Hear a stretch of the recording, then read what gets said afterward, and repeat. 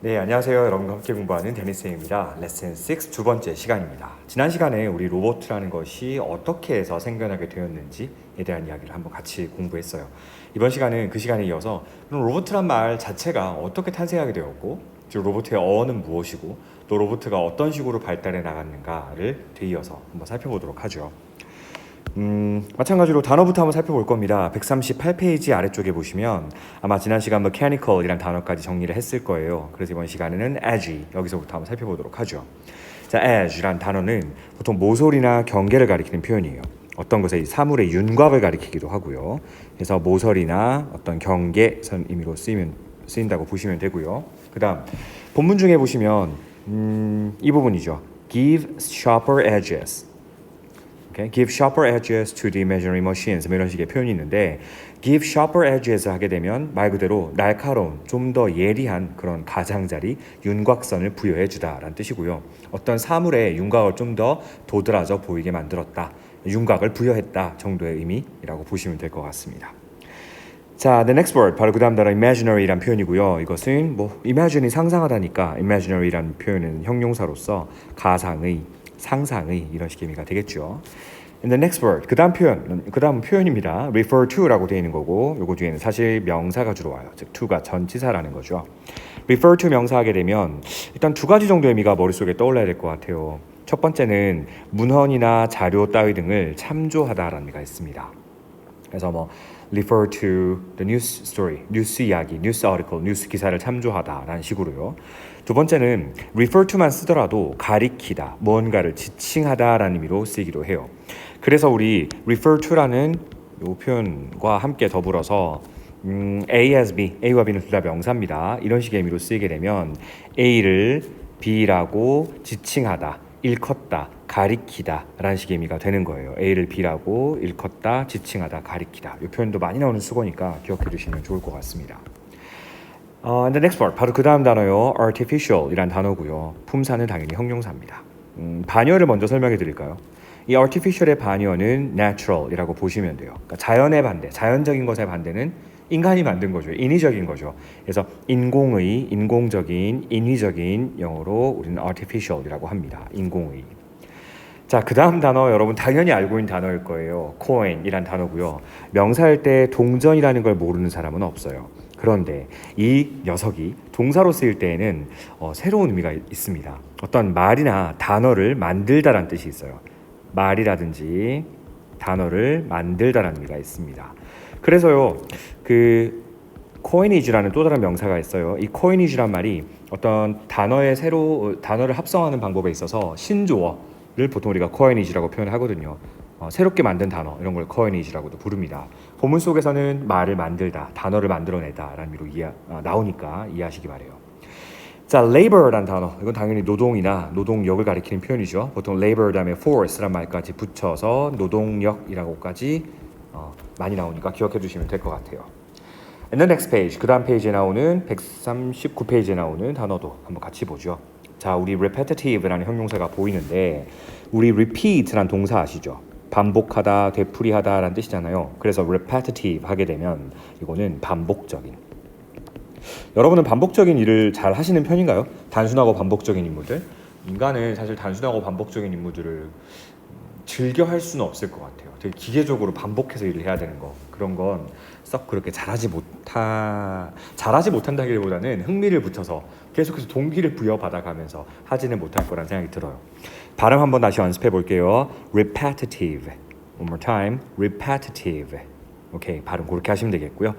In the next word, 바로 그 다음 단어고요. infinitely란 표현입니다. 우리 infinite까지만 쓰게 되면 형용사고요. 무한한이란 뜻이에요. 잠깐만, 이렇게 써주면 또 오해를 불러일으키겠죠. infinite까지 써야 형용사고 이거는 무한한이란 뜻입니다. 일단 fin 이게 라틴어 어원, 프랑스어에도 있는 표현이에요. 끝, 마지막, 한계란 뜻입니다. 그래서 finite란 표현 쓰게 되면 한계가 있는 유한한이란 뜻이에요. 근데 in이라는 부정 접두사가 붙어 있기 때문에 이것은 유한하지 않은, 끝이 있는, 즉 끝이 없는이죠. 끝이 없는. 그래서 무한한이라는 의미로 쓰이는 거예요. 그러면 infinitely라는 부사는 infinite이란 형용사에 ly가 붙어서 된 부사이고요. 이 녀석의 의미는 무한하게, 원래 무한히 정도의 의미가 가장 기본적인 의미라고 판단하시면 되겠어요.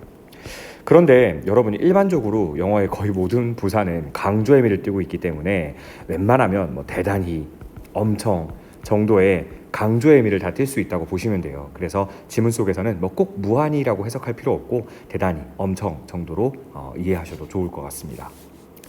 자, 그 다음 단어 volcano란 단어고요. 이거는 사실 뭐 중학교 때 배운 단어일 거예요. 화산을 가리키는 표현입니다. 바로 넘어갈게요. be about to 부정사, be about to 다음에는 동사를 쓰고요. 이거는 보통 가까운 미래나 예정된 미래를 표현할 때 이렇게 씁니다. 막 뭐뭐 하려고 하다, 막 뭐뭐 하려고 하다라는 뜻이에요. 가끔 친구한테 막 전화하려고 했는데 친구한테 전화 오는 경우 있죠. 그럴 때 막 우리 둘이 텔레파시 통화한 거야? 이렇게 표현하는데 I was just about to call you. 내가 너한테 막 전화하려던 참이었어. 이런 식으로 표현하죠. 그래서 be about to 부정사 하게 되면 막 뭐뭐 하려고 하다 이런 뜻이에요. 자, 선생님이 이제 아마 지난 시간에 perspective라는 단어, 관점이라는 걸 아마 본 수업 시간에 설명하다가 prospect라는 단어도 같이 한번 점검해 드렸을 겁니다. spect는 라틴어 원어로 보다라는 뜻이고요. pro라는 접두사는 앞서서, 앞을, 미리라기보다는 앞서서, 앞으로라는 뜻이니까 앞을 바라보는 거예요. 이걸 우리는 전망이라고 보시면 되겠죠. 자, 그 다음 stir라는 단어는 원래 그 요리 프로그램 같은 데 보면 stir라는 표현 되게 많이 나와요. stir for 3 minutes. 3분간 저으세요. 그래서 휘젓다라는 뜻이 가장 기본적인 의미입니다. stir라고 하면 휘젓다. 그 휘젓는다는 것은 결국 어떠한 감정이나 어떠한 기분 같은 것들을 불러일으키다라는 의미로 충분히 의역을 할 수 있겠죠. 그래서 stir라는 표현도 같이 봐두시고요. 자, 그 다음 단어 dread라는 단어는 명사예요. 요거는 공포심을 가리킵니다. 그래서 요 녀석의 형용사 형태인 dreadful이라는 표현도 글의 분위기를 나타내는 지문 속에서 자주 보기로 등장하죠. dreadful 하면 공포스러운, 무서운이라는 뜻이죠. 자, 좋습니다. 이제 그럼 우리 138페이지 아래 단락이죠. 두 번째 second paragraph 이 부분부터 한번 들어보도록 하겠습니다. 잠시만요. 준비되셨나요? Alright, let's go. Further advances of mechanical engineering have given sharper edges to the imaginary machines that work for human beings. The term robot, referring to such artificial creatures, was first coined in Czech writer Karel Čapek's play, Rossum's Universal Robots, 1920. Robot is a Czech word for slave. In this play, robots are specifically made to do the hard labor, so that human beings can live lives of leisure and comfort. This vision of automatic workers did not take long to be realized. In 1937, the earliest known industrial robot was completed, opening the first phase of robotics, the age of industrial robots. Industrial robots, though having made fast progress since then, are not yet thinking machines which can act independently. They are more like advanced clockworks, although far more precisely operated. Now, industrial robots can be seen to do hard labor everywhere around us, especially in factories and laboratories. They perform repetitive and dangerous tasks, lift heavy objects, conduct tests in severe environments, or help medical doctors with difficult operations. Products are manufactured infinitely faster and cheaper than before, thanks to them. They are sent deep into the sea, into volcanoes, and even to other planets, where they are subjected to extreme conditions, doing what humans might be supposed to do at the risk of their lives. Modern industrial robots have significantly contributed to comfort and safety in work environments. Now, for the first time in human history, robots are about to evolve into independent, living creatures. The invention of artificial intelligence, AI, broke a barrier no human generation had ever reached before, and nobody knows for sure what might become of the innovative leap. So far, the prospect seems to have stirred more fears than hopes. In 2016, for example, when Google's AlphaGo beat the world's elite Go players one by one, the shock and dread that robots might finally assume life struck the global population. The fear was that an independent creature might someday escape human control. The fear that human beings might create a living thing that cannot be controlled is not new. It is called 여러분 잠시만요. 네, 여기까지였습니다. 좋아요.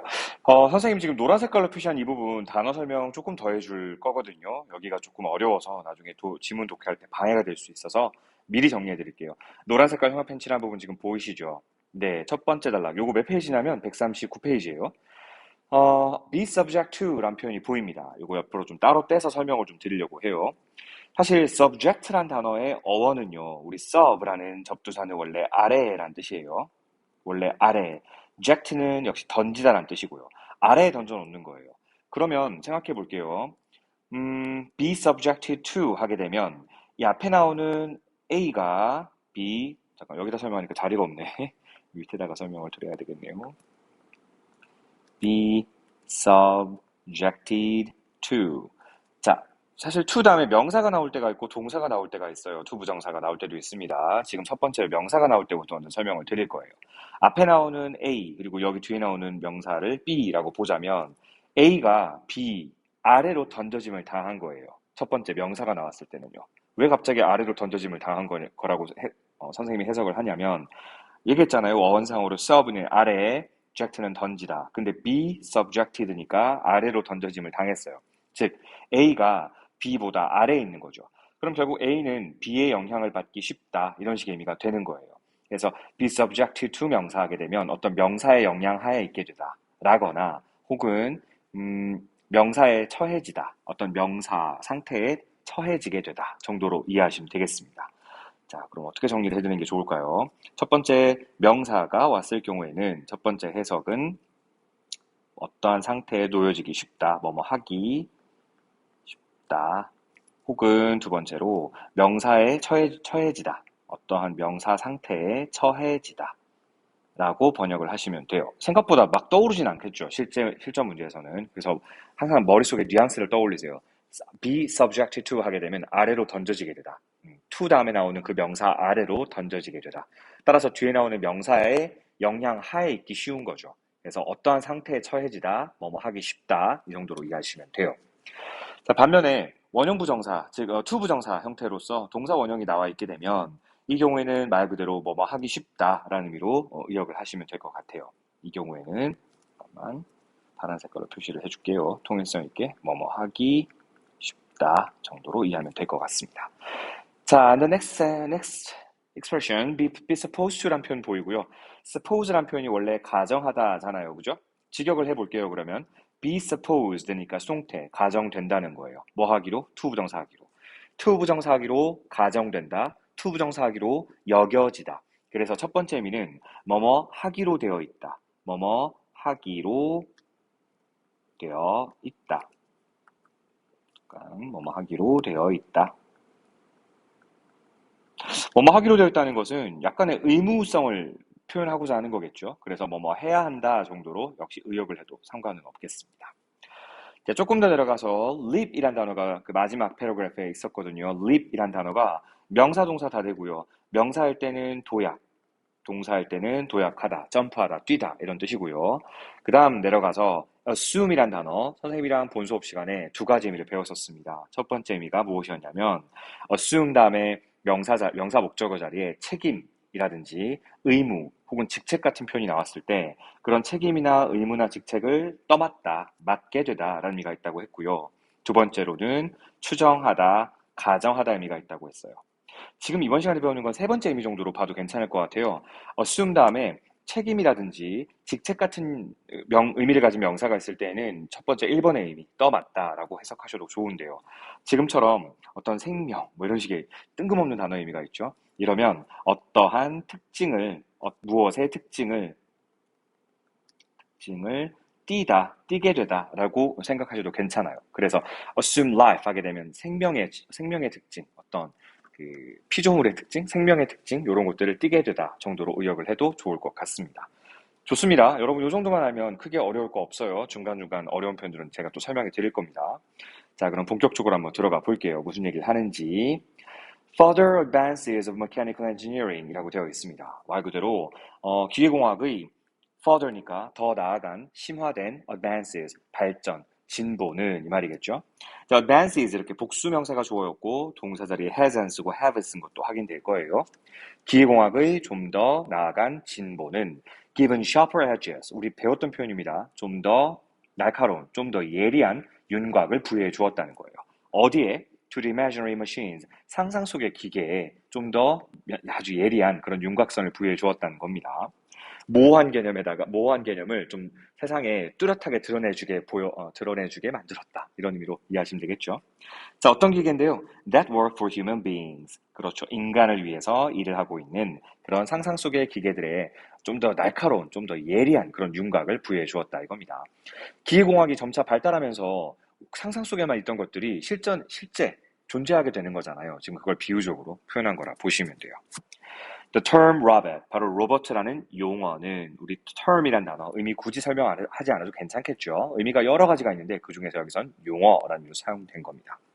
robot라는 용어는 referring to such artificial creatures, 바로 그러한 인공적인 피조물들, 인위적인 피조물들을 referring to, 지칭하는 말인데요. 이건 분사구문이죠.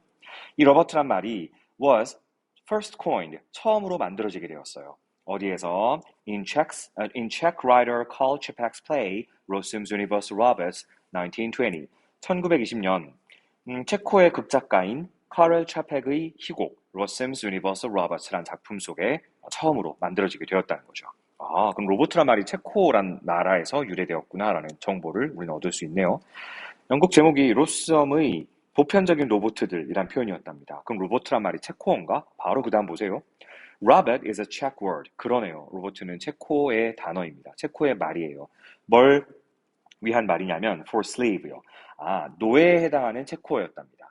우리 보통 이거 영어로 뭐라고 해요? 라고 표현할 때 많죠. 그럴 때 for 다음에 명사를 써서 그 명사를 의미하는 표현으로 충분히 여러분은 말을 할 수 있을 거예요. In this play, 이 희곡에서 로봇들은 are specifically made, 특별하게 만들어졌습니다. 뭐 하기 위해? To do the hard labor, 힘든 노동을 하기 위해서요. So that, 자, 여러분, so that이 붙어있을 경우 우리는 항상 뭘 찾는 습관을 들여야 한다고요? 그렇죠. 뒤에 조동사 can, may가 있는지 보자고요. 있네. 그럼 해석을 할 때 어떻게 해주자고요? So that 주어 can 동사에서요. 주어가 동사하기 위해서라는 목적으로 해석해주라고 했습니다. 그러면 human beings, 인간이 can live, 살 수 있기 위해서죠. 어떻게 사는데요? lives, 일단 삶은 사는데 어떤 삶? 자, 그 다음 거 잘 봐. 우리 이거 배웠어요. of leisure and of comfort. of 하나 쓰고 leisure와 comfort가 병렬로 연결된 겁니다. 우리 of 다음에 추상명사 쓰고 이렇게 되면 이건 하나의 뭐처럼 취급하자고 했어요? 그렇죠. 이건 하나의 형용사처럼 여러분이 이해하시면 돼요. 삶은 삶인데 어떤 삶이죠? 형용사니까 지금 뒤에서 앞을 꾸며주고 있어요. leisure. 우리 leisure라고 표현하는 건데 영어식 발음은 사실 leisure가 좀 더 가까워요. 여유로운 삶이죠. 이 leisure라는 표현이 여유라는 뜻이니까 여유로운 이렇게 해석하면 되겠죠. comfort라는 거 역시 사실 위안, 편안함, 안락함 이런 건데 앞에 of가 있으니까 형용사 편안함이라고 해석하시면 돼요. 즉 여유롭고도 편안한 삶을 우리 인간들이 살 수 있기 위해서 힘든 노동을 하기 위해 로봇은 특별하게 만들어졌습니다. 바로 그 희곡 속에 로봇의 개념이 처음으로 등장한 거라는 거죠. 심지어 체코어로 노예를 의미한다는 거고요. 여기까지 쭉 따라오셨죠?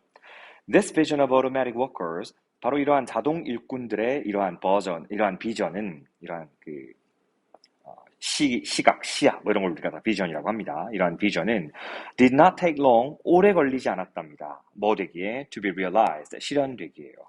여기서 realize는 실현되다 라는 의미로 이해하시면 될 것 같아요. realize라는 표현 자체가 깨닫다라는 의미도 있고 알게 되다라는 의미도 있고 그 다음에 동시에 실현시키다는 의미가 있죠. 여기서는 실현되다라는 의미로 사용됐다고 보시면 돼요. 수동태로서.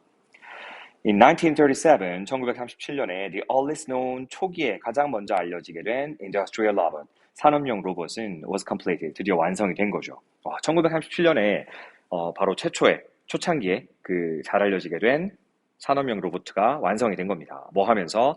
Opening, 분사구문이네요. The first phase of robotics, 로봇 공학의 첫 번째 단계. 우리 phase란 표현 자체가 뭐 단계, 혹은 우리 뭐 동아리에서 1기, 2기, 3기, 4기 그런 표현 쓰죠. 기이란 표현으로도 이해하셔도 좋습니다. 그래서 로봇공학의 1기 혹은 1단계를 열어주면서요. 바로 The Age of Industrial Robots, 바로 산업용 로봇의 시대를 이렇게 열어제치면서 최초에 알려지게 된 산업용 로봇가 완성되었다는 거예요. 1937년. 어마어마한 시기네요. 1937년이면 우리나라는 역사적으로 일본의 일제 치하에 있었던 그 시기 아닌가요? 자, 좋습니다. 조금만 더 가보죠. Industrial robots, 바로 그 다음 단락이에요. 이 산업용 로봇들은 though having made fast progress since then, 그때 이래로 엄청나게 빠른 발전을 만들어 왔을지라도 요 얘기예요. 여러분 여기서 since then 할 때 then이 가리키는 시점은 언제겠어요? 언제 이래로 이 산업용 로봇이 급속도로 발전을 해왔을까요? 그렇죠. 앞에 나온 1937년 그 최초에 알려지게 된 산업용 로봇가 완성된 그 시기 이래로 이 산업용 로봇이 급속도로 발전을 거듭해 왔겠죠. 비록 그랬을지라도 industrial robots가 주어고 동사는 are라는 건 바로 발견하셨을 겁니다. are not yet thinking. 여전히 생각을 하지는 못했습니다. 생각하는 기계일 수는 없었대요.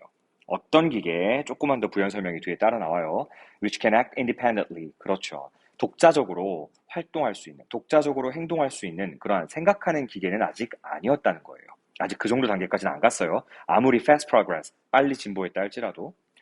They are, 그것들은, 즉 산업용 로봇을 가리키는 거겠죠. 이 산업용 로봇들은 more like advanced clockworks, 좀 더 발전된 형태의, 그러니까 진보된 clockworks에 불과했다는 거예요. 즉 시계 태엽 장치에 불과했다는 겁니다. 아무리 빨리 진보했다고 한들 여전히 발전된 시계 태엽 장치 정도의 수준에 머물렀다는 얘기죠. Although far more precisely operated, 훨씬 더 정교하게 작동되었을지라도요. 자, 여러분 여기서 우리 한 가지 짚고 넘어가야 될 게 있어요. 만약에 선생님이 어법 문제로 although 써야지, despite 써야지 묻고 있는 문제를 낸다면 일단 두 녀석의 차이가 뭐죠? although는 당연히 접속사고요. despite는 전치사입니다. 그럼 접속사라고 하는 녀석은 뒤에 주어와 동사를 갖춘 절을 이끌고요. 전치사는 명사 성분을 지니고 있는 명사나 명사구, 명사에 상당하는 어구, 명사 상당 어구 정도가 올 뿐이죠. 근데 여러분 딱 보시기에 주어 동사가 안 보이거든요. 그럼 despite를 정답으로 선택할 가능성이 굉장히 높아요. 그런데 그렇다 치더라도 명사는요. 뒤에 있어요. far more precisely operated. 여기서 명사가 보이시나요? 명사는 없죠. 우리 생각을 좀 약간 전환해야 될 게 사실 접속사 뒤에 주어 동사는 생략을 너무너무 잘 시키거든요. 특히 언제 이 주어 동사가 대명사와 그리고 비동사일 때 너무 생략을 잘 시키고 이 본문 전체의 내용을 미루어 보았을 때 이 주어가 누군지 충분히 미루어 짐작할 수 있으면 주어 플러스 비동사는 너무 생략을 잘 시킵니다. 습관적으로 그래요. 생략되어 있다고 보는 게 낫지 없는 명사를 끼워 넣어야 된다고 생각하는 건 다소 무리가 따를 겁니다. 따라서 이 자리는 지금 주어, 여기서 주어는 당연히 누구겠어요? 네, 산업용 로봇, 위에선 they라고 받았으니까 여기도 they가 생략됐다고 보죠. they, 그리고 좀 더 정교하게 이렇게 작동되었을지라도 작동된 거, 수동태니까 비동사 were 들어가 있었구나 라고 생각하시면 돼요. 근데 이게 지금 생략된 겁니다. 어디예요? 이 자리죠. although 하고 far more 사이예요. 주어와 비동사가 생략된 거기 때문에 당연히 이것은 접속사라고 보는 게 좋을 겁니다. 그래서 although를 쓴 거예요. 이해하셨죠? 좋아요. 그래, 뭐, 시계 태엽 장치보다야 훨씬 더 정확하게 작동되었을지라도 이것은 좀 더 발전된 형태의 시계 태엽 장치와 같았다라는 얘기가 되는 겁니다. 그럼 지금은요, now, 현재는 industrial robots, 산업용 로봇들은 can be seen to do hard labor everywhere around us. 우리 주위를 둘러싼 모든 곳에서 힘든 노동을 하는 것이 목격이 되고 있다는 거죠. 자, 여러분, 이것도 좀 설명이 필요한 부분인데요. 이거 좀 빠르게 설명을 하고 넘어가도록 하죠. 우리 지각동사 부류들의 경우 일반적으로 능동문장에서 오형식을 취합니다. 그래서 목적격 보호 자리에는 여러분이 알다시피 원형 부정사를 쓰거나 혹은 진행 의미를 강조하고 싶을 때 ing를 쓴다는 거 충분히 배워서 알고 있을 거예요. 그런데 지금 이 능동문장을 수동태로 바꿔보려고 합니다. 이 능동문장을 수동태로 바꿔보려고 해요. 그러면 주어진 능동문장에서의 목적어가 당연히 주어로 가겠죠. 자, 그 다음 지각동사의 수동태 형태는 뭐 다를 거 없어요. 비동사 플러스 pp니까 비지각동사 뒤에 ed 붙인 형태, pp 형태라고 이해하시면 될 거예요. 자, 그러고 난 다음 남아있는 게 원형 부정사와 ing가 남아있는데 여기서 주의하셔야 돼요. 우리 일반적으로 남아있는 목적격 보호는 그대로 내리는 게 원칙입니다. 맞죠? 그래서 원형 부정사를 그대로 내려도 될까요? 여러분, 지각동사든 뭐 일반 동사든 사실 사역동사든 원래 오형식 동사는 목적어와 목적격 보호사의 관계가 능동일 때 목적격 보호 자리에 원칙은 to 부정사를 취하는 게 원칙이에요. want 목적어 to 부정사, encourage 목적어 to 부정사 하듯이 목적격 보호 자리에 to 부정사를 취하는 게 원칙입니다. 그런데 그 원칙에서 벗어난 예외적인 것들이 우리가 공부했던 사역동사나 지각동사, 부르들이었어요. 그런데 지금 목적어와 동사 사이의 관계가 약간 멀어지게 되면서 이 목적격 보호가 뻥 찌게 되죠. 이 목적어와 목적격 보호 사이의 거리가 멀어지게 되었어요. 수동태가 되면서. 그렇기 때문에 이 목적격 보호가 목적어의 영향 아래 벗어나게 됨에 따라서 원래의 목적격 보호의 성질을 드러내려고 합니다. 바로 그게 뭔데요? 그렇지, 바로 to죠. 따라서 to 부정사가 살아나게 돼요. 수동태가 되었을 때. 지각동사의 경우에는 수동태가 되었을 때 원형 부정사가 목적격 보호 자리에 그대로 들어오는 것이 아니라 to 부정사가 됩니다. 그럼 여기서 한 가지 궁금한 점이 생기죠. 그럼 ing의 경우도 to ing인가요? 그렇진 않고요. ing의 경우에는 그대로 ing를 써주시면 됩니다. 여기까지 이해되셨죠? 좋아요. 그러면 지금 여기 파란 색깔 형광펜으로 칠해둔 seen to do 할 때 왜 to do여야 하는지 이해가 되십니까? 그렇죠. 지금 바로 이거예요. 이게 수동태 문장이 되면서 그냥 원형 부정사가 아니라 do가 아니라 to 부정사, to do가 되어야 한다는 얘기죠. 그래서 해석을 할 때는 산업용 로봇들이 뭐뭐 하는 것이 혹은 뭐뭐 하는 것으로 목격이 됩니다. 이렇게 이해하시면 돼요. 여기까지 됐나요? 한 번 더 볼까요? 이 부분 해석. 지금은 현재는 산업용 로봇들은 우리 주변을 둘러싼 everywhere, 모든 곳에서 어느 곳에서든지 간에 hard labor, 힘든 노동을 하는 것이 목격이 될 수 있습니다. 이렇게 정리해 주시면 되겠죠. 특히 어디에서요? Especially in factories and laboratories. 특히나 공장이나 아니면 실험실 같은 곳에서요. They, 그들은 역시 누굴 가리켜요? 산업용 로봇들이겠죠. 산업용 로봇들은 perform repetitive and dangerous tasks. 반복적이고 위험한 임무 같은 것들을 수행할 수 있습니다.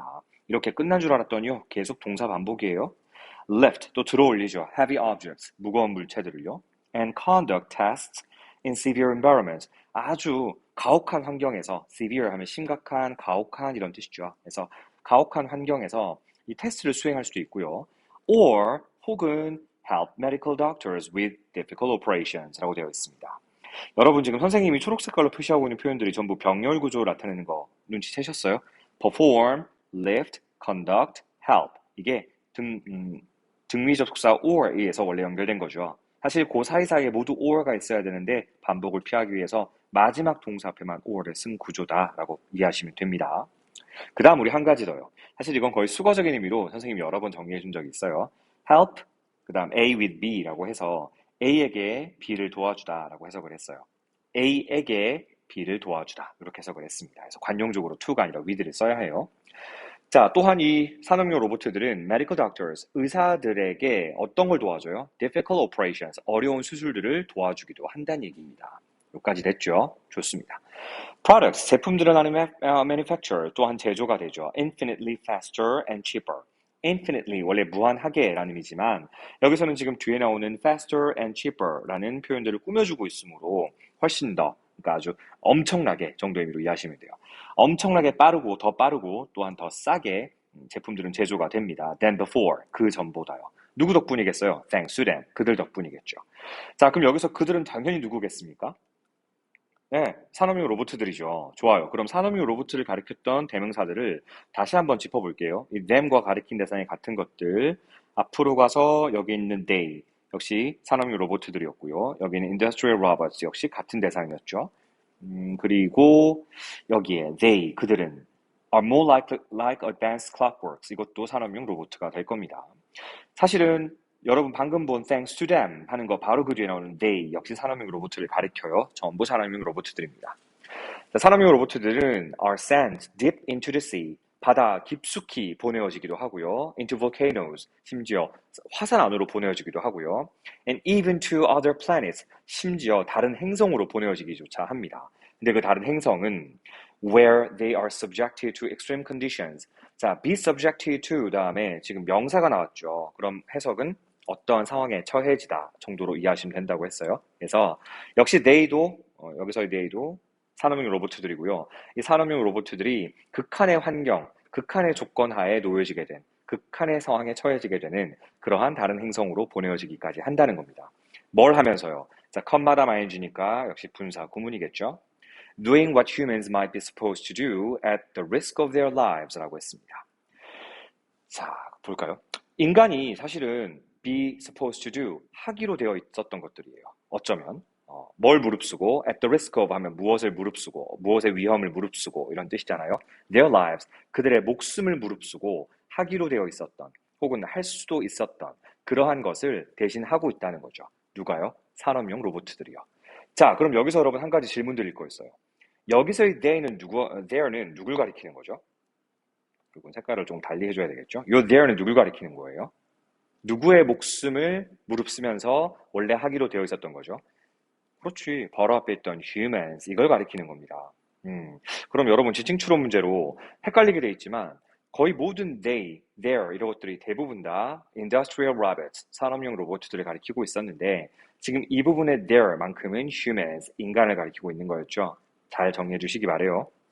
Modern industrial robots, 현대 산업용 로봇들은 have significantly contributed to comfort and safety in work environments. 작업 환경에 있어서 in work environments니까 작업 환경에 있어서 have significantly contributed, 아주 의미심장할 정도로 기여해 왔다라는 거죠. 어디에요? comfort, 편안함과 and safety, 안전함에 기여해 왔다는 겁니다. 와, 장점이 어마어마하게 많아요. 이 산업용 로봇들이 발달해서 그 결과 인간의 편리성을 추구하게 되는 데까지 도움을 주었다는 얘기. 이 정도까지 우리 본 겁니다.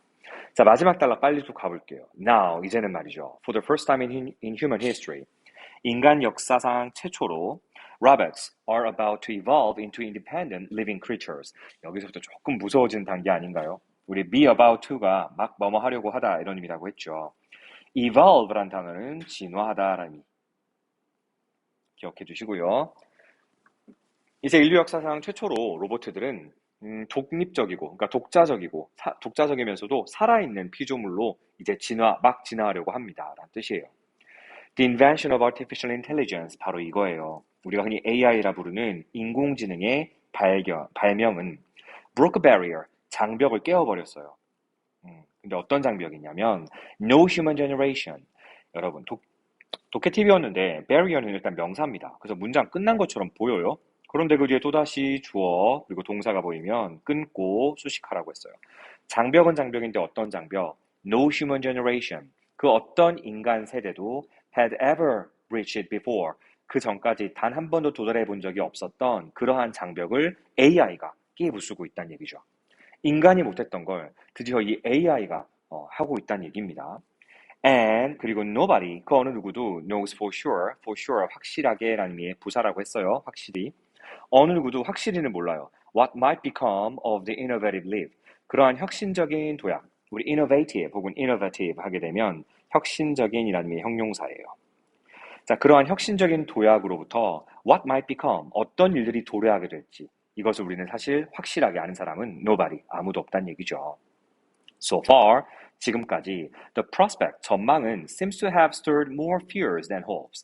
희망보다는 오히려 fears, 두려움을 더욱더 stirred, 뭐 했다고요?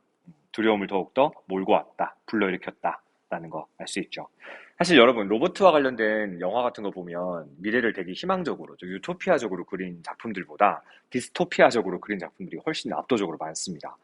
로봇가 지나치게 발달한 나머지 인간의 삶을 통제하기에 이르른다든지, 원래는 우리가 주인이었는데 마치 AI가 주인인 것처럼 행세한다든지, 그런 주객이 전도되는 상황들을 그린 작품들이 너무 많아요. 그런 얘기를 하고 있는 거겠죠. 희망보다는 두려움을 더욱더 stirred, 불러일으켜 왔다는 거예요. 불러일으켜 왔다는 것처럼 seems to니까 보입니다. 이 얘기죠. 우리 seem to 부정사 하게 되면 뭐뭐처럼 보이다 이거고요. 과거부터 지금까지 해온 거니까 to have pp를 쓴 것도 봐두시면 좋겠어요. In 2016, for example, 예를 들어 2016년에 when Google's AlphaGo, 구글의 알파고라는 프로그램이 beat the world's elite Go players, 세계의 엘리트 Go players 할 때 이 Go라는 거, AlphaGo 할 때 이 Go라는 거, 사실 이게 가다라는 의미만 있는 게 아니고요, 바둑이라는 의미도 됩니다. 바둑이요. 그래서 이 엘리트 바둑 기사들이죠. 엘리트 바둑 기사들을 차례대로 beat 이렇게 깨부쉈어요. one by one, 한 명 한 명 차례대로. 기억나세요? 우리나라의 이세돌 기사분도 사실 알파고한테 좀 압도적으로 진 건지 기억은 명확하게 안 납니다만 아무튼 졌습니다. The shock and dread, 공포와 충격. 공포와 어떤 그 충격이 that Robert might finally assume life. 오케이, 여기까지 끊어서 봐야 되겠네요. 왜냐하면 struck도 동사거든요. 그래서 지금 요 대절이 앞에 있는 충격과 공포 이걸 꾸며주고 있어요. 어떤 충격과 공포인데요. 로봇들이 어쩌면 마침내 assume life, 생명의 특징을 띠게 될지도 모른다라는 그러한 충격과 공포가 struck, 강타한 겁니다. 누구를요? The global population, 전 세계 인구를 강타해버린 거죠. The fear, 그 두려움은 바로 무엇인고 하니 대디아에 설명되죠. An independent creature, 그 독립적인 피조물이 might someday, 언젠가는 escape human control, 인간의 통제에서 벗어날지도 모른다라는 거. 그게 바로 그 두려움의 핵심이었다는 겁니다. 여기까지 이해되셨나요? 좋습니다. 자, 마지막에 나온 escape란 동사는 뭐 말 그대로 도망가다, 벗어나다 정도로 정리해 주시면 좋겠어요. 자, 질문 한번 마저 해결해 볼게요. 138페이지의 question number 2 이겁니다. Where was the term robot introduced first? 이 로봇이라는 용어가 어디에서 처음으로 도입된 거죠? 어느 나라였어요? 그렇지, 바로 체코였습니다. 우리는 체코라고 하는데 영어에서는 체크라고 합니다. 정식 명칭은 Czech Republic, 체코 공화국이 정식 명칭이긴 해요. 근데 아무튼 체코라는 곳에서 잠깐만 어디가 있니? 오케이, 체코라는 곳에서 처음으로 나왔다. 그래서 체크 정도로 보시면 될 것 같아요. 특히 좀 더 구체적으로 설명하고 싶다면 이 체코의 극작가인 카울 츠펙스 연극 희곡 거기에서 등장했다라는 걸 정리해 주시면 되겠죠. 자, 그 다음 이제 139페이지에 질문이 또 하나가 더 있었어요. 두 개가 더 있었어요. Question number 4. What is the contribution that modern industrial robots have made to work environments? 어떤 기여를 했어요? 이 산업용 로봇들이요. 산업용 로봇들이 어디에 기여했냐면 첫 번째 단락 마지막쯤에 그 얘기가 나왔던 것 같아요. Contributed to comfort and safety in work environment. 작업 환경에 있어서 안전함과 그리고 또 안락함, 편안함 이것에 기여했다라고 했고요. Question number 5. What broke a barrier no human generation had ever reached before? 어떤 인간 세대도 이전에는 달성하지 못했던 벽을 깨뜨린 게 누군데요? 누가 그걸 깨뜨렸죠? 바로 AI, Artificial Intelligence. 특히 그 Artificial Intelligence의 발명이 결국 그걸 깨부쉈다라고 얘기했으니까 요게 Question number 5에 대한 정답이라고 체크해 주시면 좋겠습니다. 자, 우리는 다음 시간에 또 그 다음 단락으로 만나보도록 하겠습니다. 수고하셨습니다. See you next time. Bye bye.